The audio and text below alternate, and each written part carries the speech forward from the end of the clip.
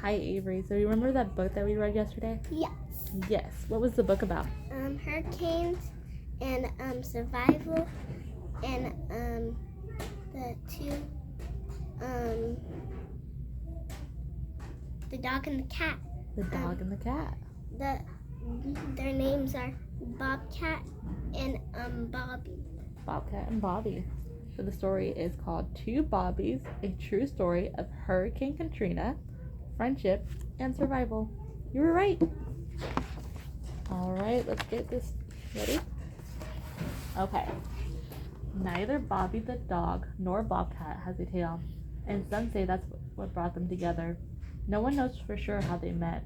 Perhaps their owner had a soft spot for pets with no tails. But the two Bobbies, as they come to be known, were each exactly the friend the other needed at exactly the right time. This is their story. The city of New Orleans on the mighty Mississippi is a place many people and pets call home.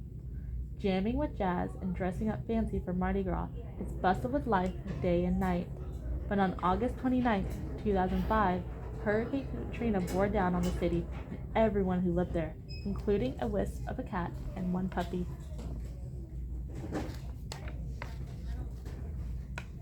Winds roared to 110 miles an hour, rain pounded hard and fast, strong winds pushed walls of water from the Gulf of Mexico into Lake Pontchartrain. Some of the levees holding back the lake gave way. Water poured into the city deeper and deeper. People who had stayed through the storm were finally forced to leave their homes. They had to say goodbye to everything they loved. Many were told they could not take their pets. Bobby and Bobcat were left behind. Bobby had been tethered with a length of chain. Bobcat stayed by her side. Together in the silent heat, they waited for help to come. What do you see in the picture? Lots of water rising up, and it almost covered that car right there. It does.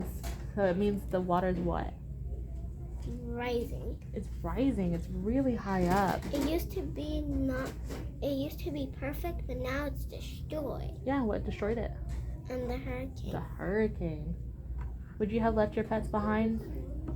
No. Do you have any pets? Awesome. And one is a kitten. You can't leave the kitten behind. No, we couldn't. Because it needs to live a long life too. You're right, it does. So we don't want to leave our pets behind. But sometimes they didn't have a choice. It's very sad. I would just stay with my pets if I couldn't bring them. You would just stay with them? Okay. Let's find out what their story is. Or you already know their story. But let's keep going, okay? After the storm, volunteers from across the country came to New Orleans to lend a hand. They bought food and water, they rescued people stranded on the roof of their home, and they rescued many animals. But with so much damage and confusion, the two Bobbies were not rescued. With food and water gone, Bobby finally broke free. Do you remember what she had to break free from? The chain. The chain. She dragged along the broken chain with Bobcat close behind her. In the early days after the hurricane, the two Bobbies tried to make their way across oily water littered with debris. After the water receded, they traveled the buckled streets with no place to call home. Can you read that with me? They traveled the buckled streets with no place to call home. So what do you think about that picture? It looks destroyed and damaged. Because it does. The tree is on the floor in the middle of the road, and I can see that there's no more water because it probably dried up. It did dry up. It went back to the ocean where it was supposed to be. It left all the damage behind. Month after month passed as Bobby and Bobcat wandered the devastated street. Their days and nights were filled with danger. Packs of hungry, homeless dogs roamed the streets, fighting smaller animals for food. Were Bobby and Bobcat chased away from any scraps they may have found? With the food to eat or clean water to drink, Bobby's ribs began to show. Bobcat's brown sugar markings started to fade to a dull white. How do you think that these dogs made Bobby and Bobcat feel? Sad. Sad? Why do you think they felt sad? Because they were growling at them. They were growling at them. Why do you think they were growling at them? Because they didn't like them or something. Yeah, and maybe they didn't want to share the food because there wasn't a lot of food. Do you see the food on this picture? Mm-hmm. Where is it? Right there. Right there. You're right. So they don't want to share. Is and that nice? No. And Not the nice. water is right here. Yes, they have water and food, and they didn't want to share. Well, they have to share with the homeless because they're homeless too. They are. It's not fair. One day in January, 4 long months later, Bobby and Bobcat strayed into a job site. The construction crew hammered and saw fixing up a motel damaged by the hurricane.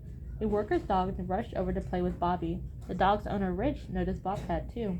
He saw how thin the two strays were and began feeding them. He trimmed Bobby's chain, leaving enough to jangle on the ground because Bobcat liked to follow it. But every time Rich tried to touch Bobcat, Bobby growled. After a week of caring for the two Bobbies, Rich got some bad news from when his boss came to visit the job site. He had been given permission for 1 dog, but not 2 dogs and a cat. He said Bobby and Bobcat had to go. Because he can't leave his own dog behind. He paid money for it, and Yeah. he loves his own dog. Yeah, so he can't take care of the other ones, unfortunately. Do you remember what Rich did with the dogs? He took him to the shelter. He took them to a shelter so they could be cared for, right? Why do you think Bobby keeps growling at Rick? Because he's trying to pet the cat, but then the cat is blind, and Oh, yeah. he doesn't want the human to hurt Bobby because they're friends. Do you think he feels protective of Bobby? Or she feels protective over Bobby? Yeah. I think so too. Rich was determined to take them to a safe place, but Bobby still growled whenever Rich got too close to Bobcat.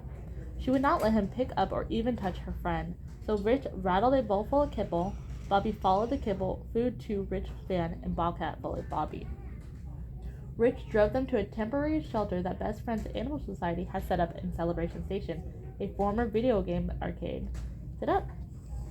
Thank you. There we go. So we can pay attention a little bit more, right? The shelter was completely filled with homeless dogs and cats, but a volunteer welcomed them in, even naming them Bobby and Bobcat for their bobtails. They were placed in separate rooms. Do you remember what happened when they were placed in separate rooms? They growled at the humans, and I think I see the cat clawing at the humans. Yeah, do you think they wanted to be separated? No. No. All night long, Bobby howled and barked. Bobcat paced back and forth. No one could sleep with Bobby making such a ruckus. So volunteers made a large pen for her and put Bobcat in his small carrier inside Bobby's new cage. Do you remember what ruckus meant? Yeah. What does it mean? It means that you're so annoying and you can't concentrate on sleeping. Exactly. Bobby lay in front of Bobcat and whimpered. The volunteers opened the small cage to see what would happen. The two Bobbies touched noses together again at last. Good job. For the next few minutes, the volunteers studied Bobby and Bobcat. They noticed how Bobcat stayed close to Bobby. They saw how he walked with his neck stuck out and how he carefully stuck his front paws, placing them down as if he was unsure what was the next step might step on. As if he were unsure what he might step on. Someone waved a hand in front of Bobcat's face. Bobcat did not jump back. Another volunteer waved her hand in front of Bobcat's face, and he did not even blink. Everyone was stunned. Why were they stunned? Because he didn't blink, or he didn't jump back.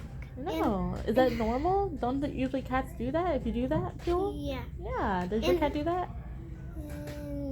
I never tried it, so I don't know. Oh, okay. Maybe you'll have to try that.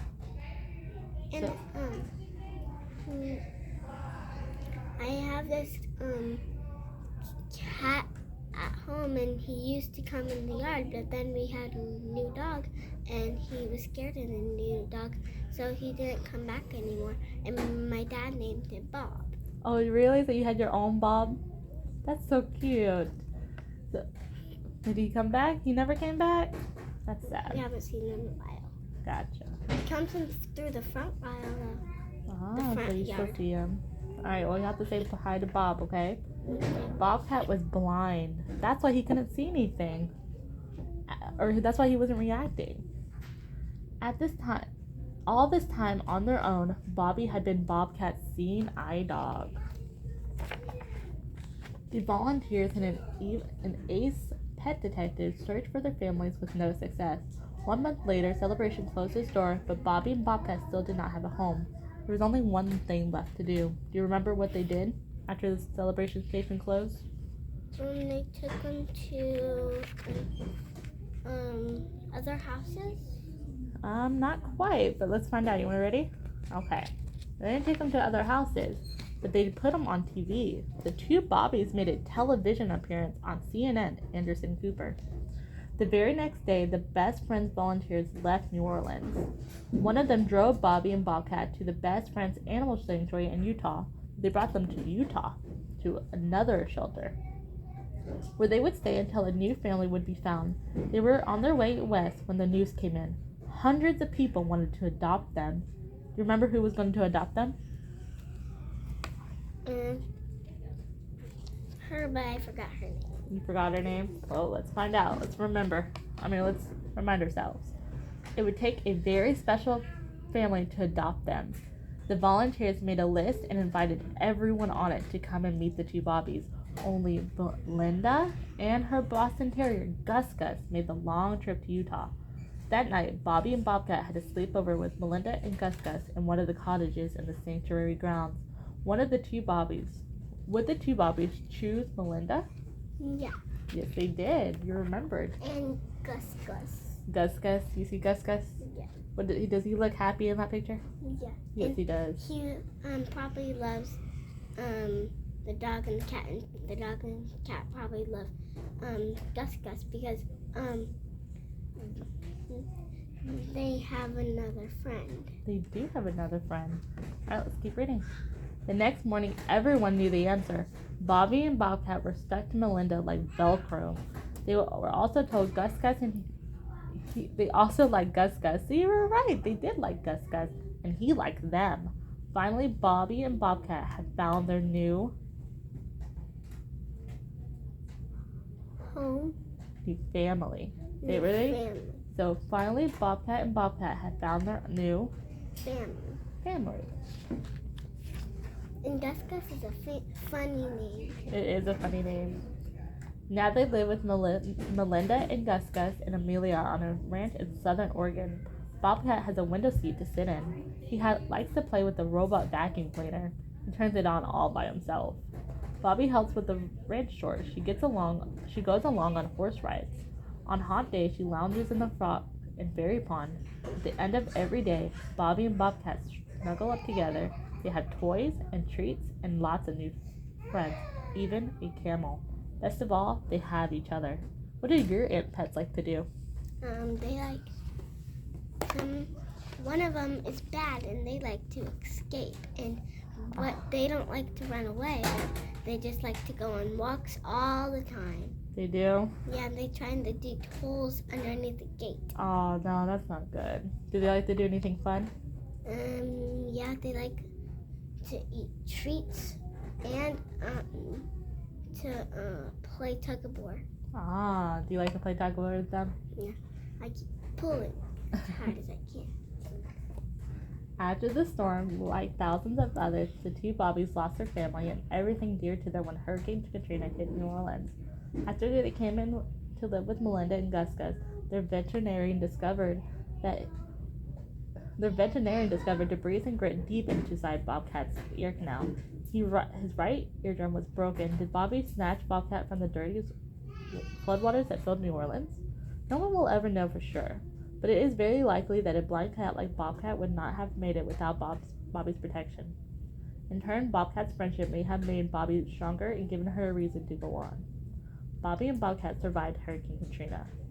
They did it by lending each other a paw. And then, you remember them? Do you think that's a real picture? Mhm. I do too. So there's Bobby. Because it looks, Okay. I see, it looks like a real dog and a real cat. It does. And that's their real picture. That was nice to include.